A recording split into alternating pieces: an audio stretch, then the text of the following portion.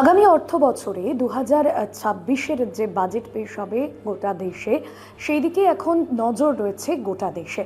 কেন আগামী বাজেট নিয়ে এত ভাবছেন দেশবাসী? কারণ তার একটাই কারণ রয়েছে, কারণ আগামী বছরে যে বাজেট পেশ হতে চলেছে তার আগে বেশ কিছু গুরুত্বপূর্ণ ইম্পর্টেন্ট বিষয় আমাদের মাথায় রাখতে হচ্ছে।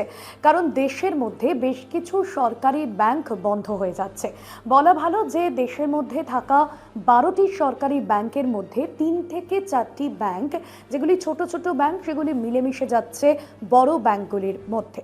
তবে স্বাভাবিকভাবে এখনো পর্যন্ত প্রাথমিক আমরা যে তথ্য পাচ্ছি সেখানে জানা যাচ্ছে ইউকো ব্যাংকের যারা গ্রাহক এবং পাশাপাশি সেন্ট্রাল ব্যাংক অফ ইন্ডিয়ায় যাদের অ্যাকাউন্ট রয়েছে তাদের কাছে কিন্তু খুব চিন্তার বিষয়। যদিও এই বিষয়টা একেবারে প্রাইমারি স্তরে রয়েছে, প্রাথমিক পর্যায়ে রয়েছে, কারণ এখনো পর্যন্ত কেন্দ্রীয় অর্থমন্ত্রীর তরফে এ বিষয়ে কোনো রকম কোনো বিবৃতি দেওয়া হয়নি।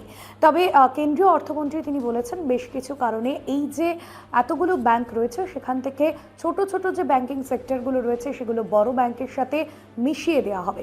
এবার আপনাদের জানাই যে বড় যে সমস্ত ব্যাংকগুলো রয়েছে সেখানে কিন্তু ইউকো ব্যাংক মিশে যেতে পারে, অন্যদিকে পাঞ্জাব সেন্ট ব্যাংক সেটাও কিন্তু মিশে যেতে পারে।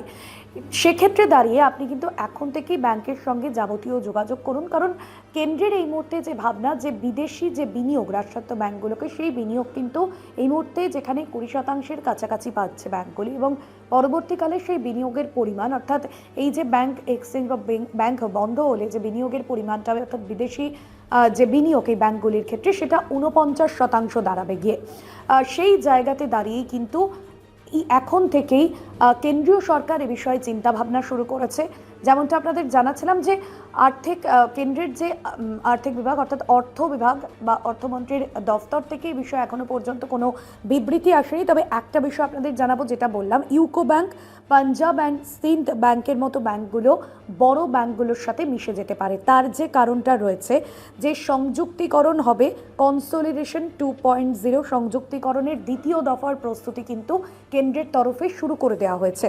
আর সেই সংযুক্তিকরণের জন্যই কিন্তু এরকম ছোট ছোট 4 থেকে 5টি ব্যাংক বড় ব্যাংকগুলির সঙ্গে মিশে যেতে চলেছে। আরও একটা বিষয় যেমনটা আমরা জানতে পারছি যে বিদেশি বিনিয়োগের যে ঊর্ধ্বসীমা সেই শতাংশ এখন 20-তে রয়েছে, সেটাও কিন্তু পরবর্তীকালে বাড়তে পারে এমনটাই মনে করা হচ্ছে। 51% নামিয়ে নিয়ে আসা যেতে পারে যে সরকারি ব্যাংকগুলোর অংশীদারিত্বের ক্ষেত্রে। অর্থাৎ এই সমস্ত বিষয় চিন্তাভাবনা করেই কিন্তু কেন্দ্র এই সিদ্ধান্তের পথে এগোচ্ছে।